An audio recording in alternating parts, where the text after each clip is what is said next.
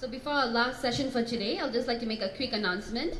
If you're an IoT or hardware startups or an enthusiast or interested in these technologies, at 6 p.m., please proceed to Samruk Kasnia Room to meet and greet with Invest HK and Brink. Drinks will be provided. And from 7 to 9 p.m., right here in this hall, we also have our networking session so that you can continue to mix and mingle with the attendees of the event. Drinks will also be provided here. And now we'll proceed to our last Fireside chat for today. From children to the elderly, people around the world are fascinated and entertained by mobile games on a daily basis. One such title is Juice Cubes, a match-3 gaming app developed by Thailand-based Studio Playlab. As a co-founder and CEO of Playlab, Jacob Patterson understands that it is not just important to acquire users. The company also needs to bring in the moolah through monetization efforts. What are some of these strategies employed by Playlab and what's next for them? This Fireside session is moderated by Rahul Bhagat, correspondent at E27. Jacob and Rahul, please. Thank you. Jacob, right now, and I want to make a mobile game. What should I do? You should first get a team that can actually program it, of course. But if we talk about genres, you should definitely go into freemium and make a free game that people can purchase with in-app purchases throughout the way, because it will be impossible in today's market to market any premium game in any way. Okay, I'll try to scream louder than the guy outside. So, when you say freemium, what do you mean? You mean ad-supported paywall, microtransactions? Could you please elaborate on freemium? So you give people a free game on download. They are supposed to be able to play the game through entirely for free all the way to the end, but you will be able to churn around 5% of the users into actually paying for stuff within the game. So basically create a fit for them that they like. Anything they want to buy within the game, create a need to meet their friends or to get ahead of their friends is useful. Awesome. So basically what you're saying is that the premium model, whereby I have games that go from anywhere from $4.99 to like what Square is doing with $30 mobile games. I mean, is that model dead? It is dead unless you do something completely indie. If you have a really good IP, it can still sell. The problem is that if you do a premium game right now, you cannot do any paid user acquisition for it, meaning that it's entirely up to your own PR team and Google and iOS to basically get your game out to the masses. If you do freemium, you can still do paid user acquisition, so you actually still have a way of pushing more downloads into the game and targeting users better. Understood. So, of the many varieties of free-to-play methods there are, which is your favorite? And why? My favorite free-to-play is basically where you don't feel like there is a need to pay anything, but there is this added benefit that you can get to continue throughout the game. It's also very important that you don't just have one payment point, but that people can basically be able to continue spending also after their first purchase. They buy a step ahead, and they buy new tools to move ahead, but you need to also be able to spend a few $1,000s in the game, because there are users doing that as well. Yeah, I've heard of these mystical, I think they're called whales or something. Yeah, so how important is it to hunt down these people that spend these thousands and tens of thousands of dollars on games? So it would be maybe 0.5% of our users, but they're still paying for, I think, 90% of the entire revenue. So they are very important to find. Because they will pay for your user acquisition efforts for everything else. Okay, so how do you find these people, and how do you make them spend another 10,000 on a game about clicking one thing 3 million times? Technically today you basically find them by, for example, acquiring them on Facebook, paying Facebook money for their advertisement, getting them throughout the game, figuring out, of course, what users are spending in the game. Then you take their user IDs, you send them back to Facebook and say, I want a lot more users like this. And that's actually the best way today to have like an audience targeted, because most will like the same things on Facebook and have the same interest in that part. So do you guys at Pocket Play, do you actively hunt down these whales? 100%. Fantastic. Whale hunters. Already. So would you, Jacob, would you classify yourself more as a gamer or businessman? I'm in gaming for the business side. I think games are the best product that is out there. I've been in a lot of startups before. But just like any other startup, a game is still a product that you need to create, market, and sell and optimize. So could you go further? What do you mean is the best product out there? There is no other product that I can see or find out here that gets out to as many millions of users as game does. Plus, you have no distribution problems because everybody is on either Android or iOS, and you have a card on file that people can actually spend right away. So basically, you have to ship them nothing else than pixels. They already have a credit card ready, and you can reach millions of users. That's very difficult to find in any other industry. So for you, it's not so much about giving the gamers a fun, good time for their money. It's about leeching them dry. It is, of course, to get them to have a fun time, because when they have a fun time, they start to spend money. So basically, you just want to make money. So that comes to my next question. So what's more important in gaming, the profit or the fun? I tend to say that it's really important that people enjoy our game, that you have a core loop in the game that is fun. The rest of the 80% you can optimize around it. But a game without fun will never be able to be something you pick up every single day. So that is also the black box of gaming, because you cannot optimize on fun, but you can optimize on everything else.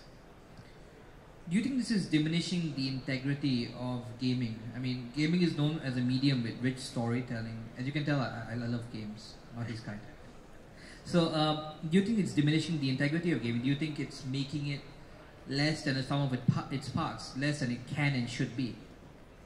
It's important to also say that mobile games today is not necessarily target the same gamers like you. I monetize a lot better from your mom. Keep my mouth out of this. and that segment of new players that haven't been playing the console games, haven't been spending a lot of dollars on acquiring discs before and using it. So it's an entire new segment that is growing. That's why you now have a mobile device that can be used for game in the hands of most people around the world. Why do people pay? Main goal is to make sure that people feel smart when they play and entertained. There is a competitive side to everyone that wants them to get ahead, that wants them to have a little bit help to be able to also feel the smartness and the luck within the games.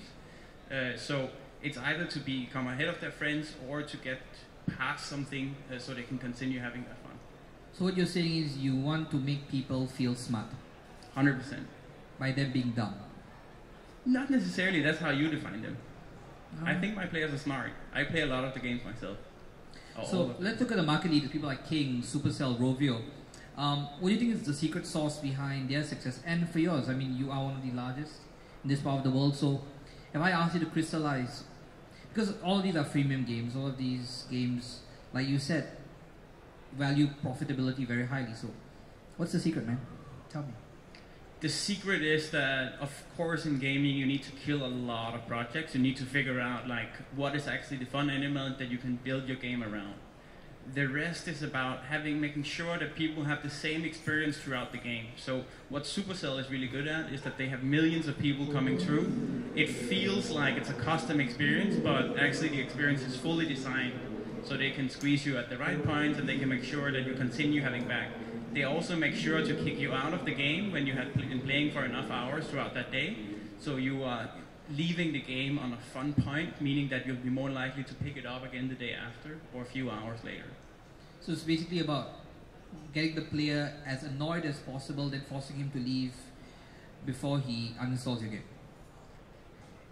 You need to not get them annoyed, because if they're annoyed when they leave, they will not come back to your game. Right. So it is important to stop the sessions once they're actually having fun. They can of course always pay to continue on, but you will have 95% of the players that will just continue without paying, and that's fine because they invite everybody else in to make the game more fun for everybody. Right. So in this part of the world, what are the kind of games that are being very popular? In this part, so if you look for Southeast Asia, basically nobody have really been focusing on Southeast Asian games. So if you look at the top download charts, they're all Western games. The market has been neglected for so long that you cannot point at a game and say that's a very Thai game, that's a very Indonesian game, because the games right now are Western games The most monetizing games, though, are translated games from Japan and from China that are coming into Southeast Asia because they do the daily events. They have the RPG element where you can actually monetize on. Okay, going further into that, what are the kind of monetization patterns that you are seeing as being very prevalent in this part of the world?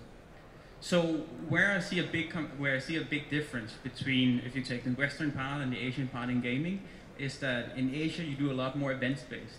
So you have weekly dungeons, you have Thursday tournaments, you have a community that you build up around the game. In Western games, it's more you get into the game and then you let the game decide the flow. You do less of these like impulse tournaments, competitions, leagues, and that part. That's very popular in the live operations. It's very popular and important in Asian games for now. Do you see free-to-play market ever taking over from the premium market? It already did. Oh. Okay, so coming to my next question, again, say I'm a game developer and I want to make a game. Right now, in terms of iOS, Android, are we seeing a disparity towards Android, or is it still pretty much 50-50? If you look Southeast Asia, so you have 4 times more downloads on Android than iOS, but you still generate 30% more revenue on iOS than Android. That's a big part because of the credit card penetration that on iOS you need to have your card in, so it's a lot easier for those users to pay. But you can still get a lot of downloads from Android, and it's a very important platform for Southeast Asia. If you make a game in Europe, you could at certain times leave Android out of the way till later. For Southeast Asia, it's necessary. Okay, so what do Southeast Asian gamers value from the games? What do they want? Entertainment like everybody else. Basically, if you take mobile gaming, that's an addict segment of being able to play on the BTS or at the MRT during the commute, because you do have longer commute here as well, and that's why you can generate that time into becoming fun and useful to some parts. But more specifically, I mean, do we like puzzle games? Do we like shooters? Do we like RPGs? What do we like? And if you take the highest paying segment in Southeast Asia, that's definitely the RPG, the guy games with dragons and more hardcore graphic, because you are changing the MMO online players into become mobile now. That's still the crowd that is used to be spending money on games, and it will be like that for the next year or so at least. So the mobile platform gives us a unique form factor, something that has never really existed before touch devices. But now we're seeing a lot of reverse ports, which is to say console and PC games made for keyboard, mice and controller being changed for the touchscreen. Do you think this is a good idea, or are people just wasting their time? So you've always been seeing from the TV world the mobile device as a secondary screen, but that's changing now. That actually becomes your primary screen and your television becomes your secondary screen, because you can generate a lot better experience once you have something you can touch for it. If you take touchpads and on controllers for different platforms, Xbox, PlayStation, I think it's bad because you want to have something you feel, because you actually have a television up there. But on mobile, it just generates a better feel for the user, that you have something you can touch and interact with, and then it opens up a lot of opportunities of what you can do. Awesome. So what trends do you see in Southeast Asia with gaming the next couple of years? I see a lot of studios starting up bringing in Japanese and Chinese games to Southeast Asia, because right now the fastest way into gaming is to translate games and to try to generate a community around Southeast Asia. So that's definitely points coming up. Interesting points coming up from Google and these guys are more carrier billing, more payment platforms. You're further ahead in payment than all the e-commerce sites in games, and now you're actually getting even further ahead by introducing the carrier billing, making sure that everybody actually are able to pay for content as well. Amazing. So my last question is, what's next for you and Pocket Play? What are we going to see next? So we've been growing a lot. Last year we took it from 20 to 100 people. This year we're growing even further, and we are changing a lot of our focus from making money on the Western markets to Southeast Asia. So right now we are heavily investing into Southeast Asia to be able to own the market once it's profitable, not enough in a few years. So we are reaching for the sky, and hopefully we'll maintain our role as the biggest player in Southeast Asia. All right, I'd like to thank Jacob for his time. Good evening, people.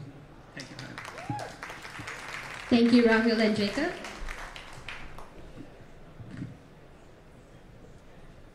Alright, so we've come to the last session for today, but this does not mean that the day is over. Like we mentioned, from 6 p.m. to 7 p.m. at the Samruk room, you can actually have the networking session if you're interested in the IoT industry.